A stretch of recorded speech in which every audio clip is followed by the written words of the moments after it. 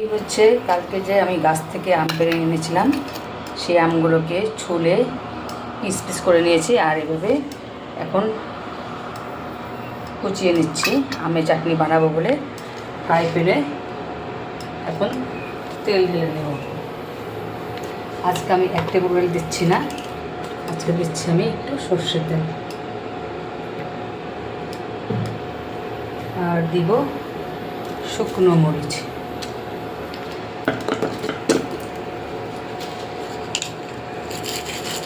দিয়ে দিচ্ছি এখন 5 ফোড়ন। 5 ফোড়ন সোমবারের প্রায় এসে গেছে। এখন দিয়ে দিলাম সর্ষে, ছেড়ে দিচ্ছি কুচনো আমগুলো। নুন হলুদ দিয়ে নেব।